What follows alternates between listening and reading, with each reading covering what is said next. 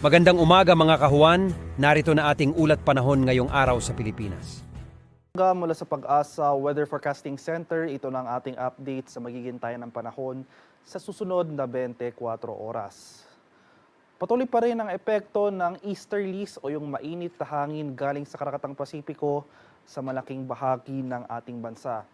At makikita natin dito sa ating latest satellite images itong mga kaulapan sa ilang areas ng Mindanao, particular na sa southern Mindanao.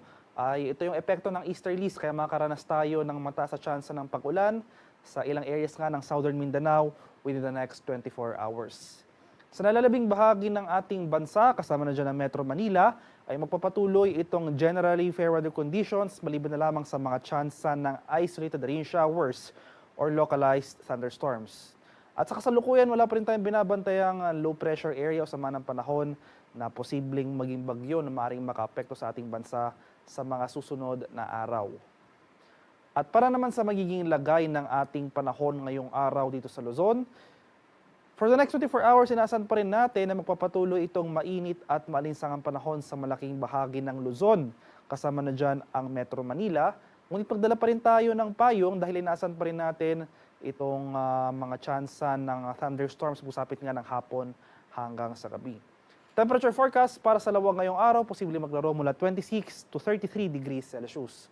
25 to 37 degrees naman dito sa Tagagaraw at 16 to 26 degrees Celsius sa bahagi ng Baguio City. Temperature forecast sa Metro Manila ngayong araw ay posible maglaro mula 24 to 34 degrees Celsius. 22 to 32 degrees naman dito sa Tagaytay at 25 to 32 degrees Celsius sa bahagi ng Legazpi.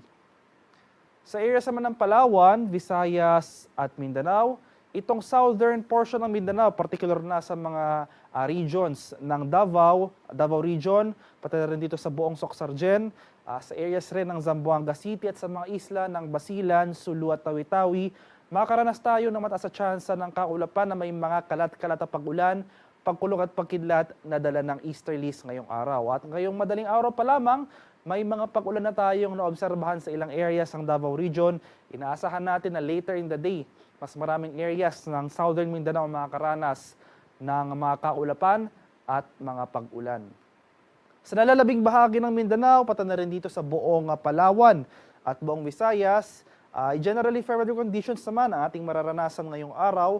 Magdala pa rin tayo ng payong pananggalang yan sa init ng araw ngayong tanghali hanggang sa hapon. At pananggalang rin yan sa ulan na dulot ng thunderstorms pagsapit naman ng late afternoon hanggang sa gabi. Temperature forecast para sa Puerto Princesa ngayong araw, posible maglaro mula 26 to 34 degrees Celsius.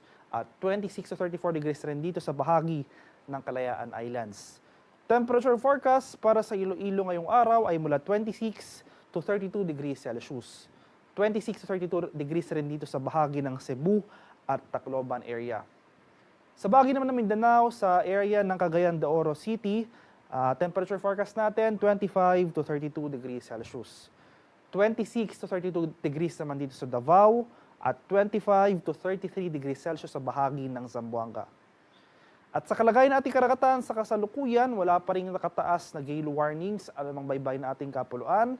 Malayang makapalaot ang ating mga kababayang mangingisda at may mga maliliit na sasakyang pandagat.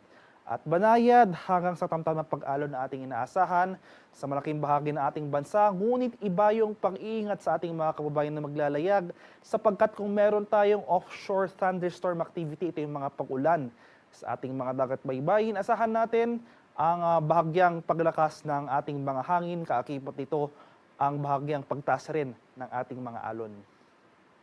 Ang haring araw dito sa Kamaynilaan ay sisikat mamayang 5:48 ng umaga at lulubog naman mamaya sa ganap na 6:09 ng hapon.